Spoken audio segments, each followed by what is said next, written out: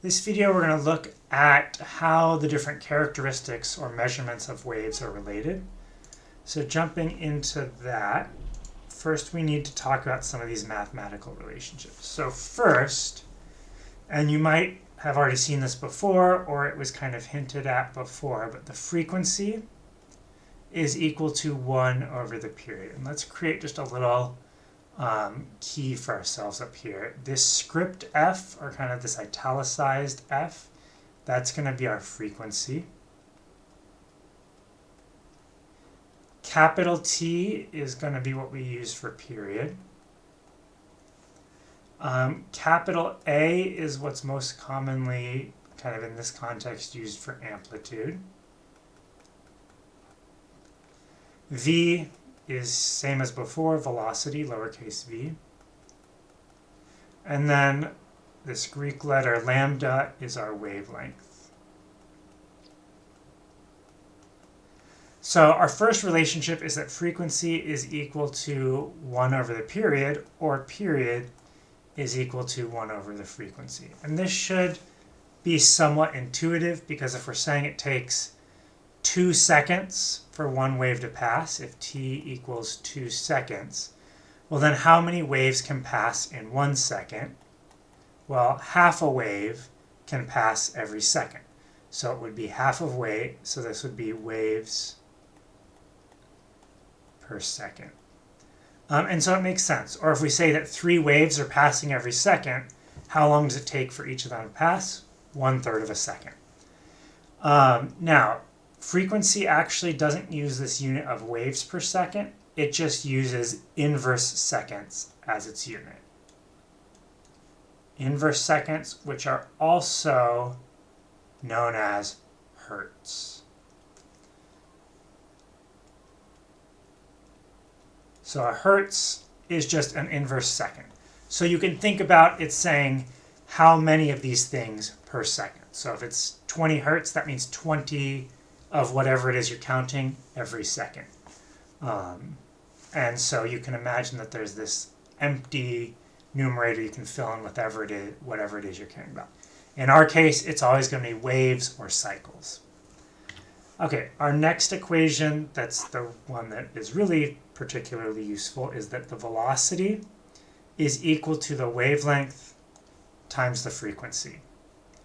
Or, if you prefer, using the relationship we have above, velocity is equal to the wavelength divided by the period. And you'll notice that this gives you proper units. Velocity should be meters per second.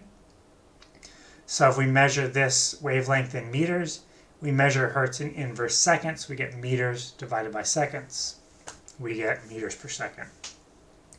Or if we measure period in seconds, and we measure wavelength in meters, we get meters per second. Let's take a look at a quick example. Calculate the velocity of ocean waves that have crests 8 meters apart. So if the peaks are 8 meters apart, that means this is our wavelength.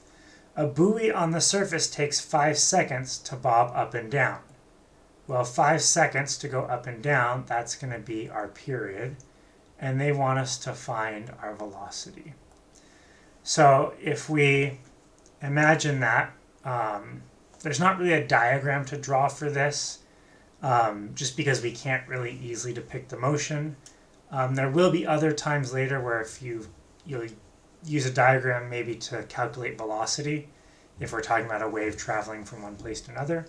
But for here, we just kind of have these labels. So we're going to have wavelength is equal to 8 meters. Period is equal to 5 seconds. Velocity we don't know, but we know it should have a unit of meters per second. So if we remember from the previous slide, velocity is wavelength divided by period, which is 8 meters for 5 seconds, which means that velocity is 8/5 of a meter per second, which if you reduce that down is what, 1 3/5, so 1.6 meters per second. Pretty straightforward. There's not much you can get more complicated with this introduction here. But as another example, what is the frequency of waves that travel through a medium with speed of 13 meters per second? So that's going to give us our velocity. And there's a distance of 3 meters between peaks, so that will give us a wavelength. And we're asked for the frequency. So again, velocity is 13 meters per second, wavelength is 3 meters, and we want frequency is how many hertz. Well, we know that velocity is equal to frequency times wavelength, which means that frequency is also equal to velocity over wavelength, which will be 13 meters per second divided by 3 meters. Now the units get a little complicated here if you're not used to looking at this, but we'll have 13 over 3, and then we'll have meters per second times 1 over meters, because that's, if I bring the units out of the denominator, I'm going to get 1 over meters, so the meters will cancel. I'll be left with 1 in each of those places, and this will give me that the frequency is equal to 13 over 3, 1 over seconds, which is also an inverse second, which is also a hertz. So we can say that frequency is 13 thirds hertz.